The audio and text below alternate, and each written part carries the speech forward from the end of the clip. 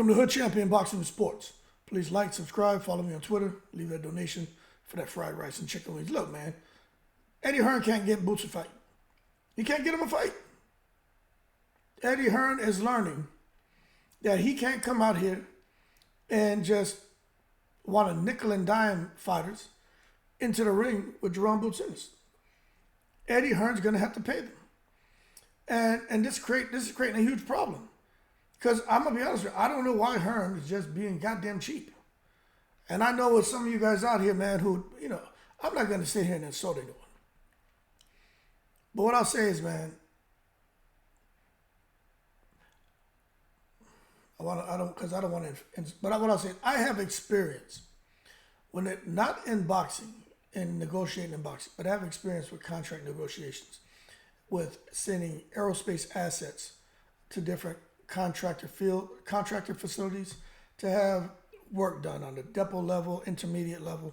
But so what I'm gonna say is, without getting too much into fucking weeds, there are some times where we know what we've bid or what someone else has bid, right? And was able to get certain aerospace assets in to have the exact same work done that we want done on our assets.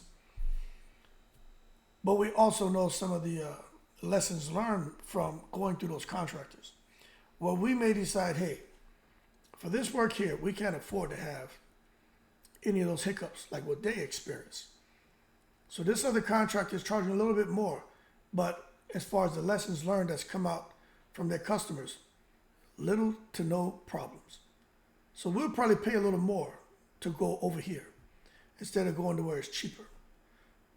Because like the Chinese say, good things no cheap, cheap things no good. So when it comes to Eddie Hearn and Boots Ennis, I think he should just pay. I think he should just pay. If the goal is to get Boots to become unified, undisputed 147, pay the guys. Everybody wants $2 million, $2 million, pay him the fucking money. Let him become undisputed because Boots is going to make huge money in boxing. But Eddie Hearn has a budget. He doesn't want to, kind of exceed whatever he's planned, he set aside and for Boots' opponents and what he feels their worth is, their value. So now it looks like Boots isn't fighting anybody at 147. They're going to try to bubble him up to 154.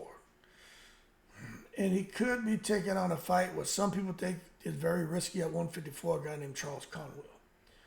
Now, I'm going to tell you this. I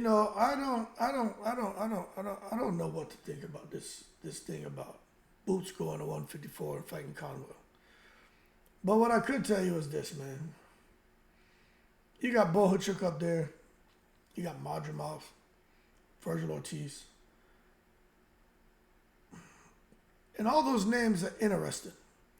But I just think he should have paid the $2.2 million to have him fight Brian Norman Jr. But to have him fight this guy, Charles Conwell. Conwell is out here, man, putting the bing bings on people. But, I've watched him fight. He's got some power. He's got some skill. But, I just watch his height. I'm watching his activity level. And I'm watching the fact that he gets hit. And it looks like he has to be in close to execute. He's a come-forward fighter. He's not a guy who's on his toes, floating like a butterfly, sting like a bee. I think his style is perfectly suited for Jaron Boots Ennis.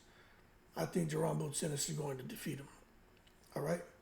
Now, is that a good thing for Jaron? Yeah, because he beats Conwell. He beats somebody at 154. And now I guess he floats around at 154. But what's going to happen to his title at 147? He'll probably drop it. But this is what I was getting at. Eddie Hearn, as a promoter, is doing what's best for him. He's not doing necessarily what's best for Jaron Boots Ennis.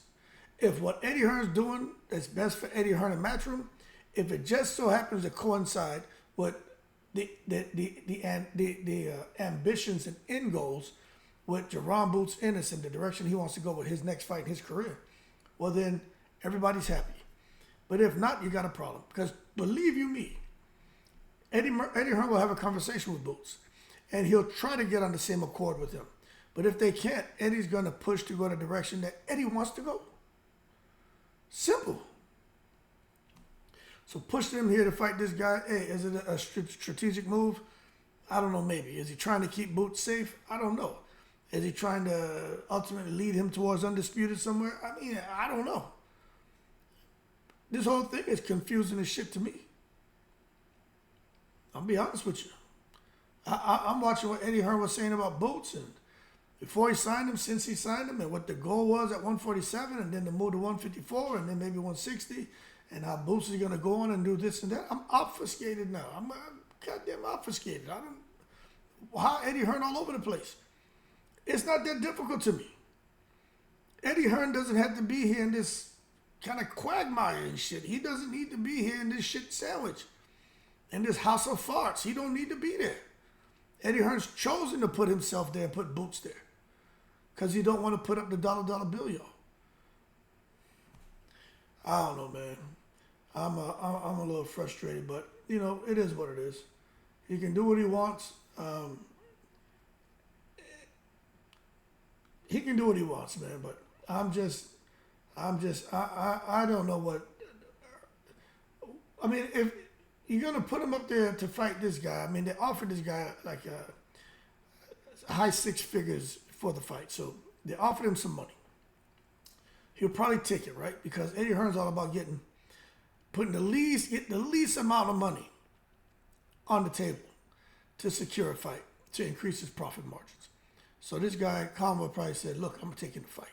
He ain't going to be like Brian Norman Jr. and those guys and miss out on a big money fight, big name, big opportunity. That's dumb. So he's like, what they giving me, man? Shit, man. 10, 15 times more money than I've ever made. 5, 10 times more money than I'll make in my next fight. I'm going to take it. Yeah, they think I'm going to lose, but I'm going to take it. And that's what he should do. Take the money.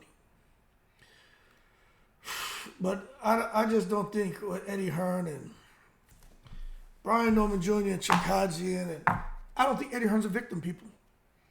Oh, I tried my hardest. I just couldn't make the fight. Those guys just didn't cooperate. They made it impossible to make the fight. Damn, Eddie Hearn, you're the big dog out here. You're the man with the money. You blaming these fighters? It's horrible. Anyway, y'all keep cool. Shout out to the veterans, all 7 continents. I'm in the breeze.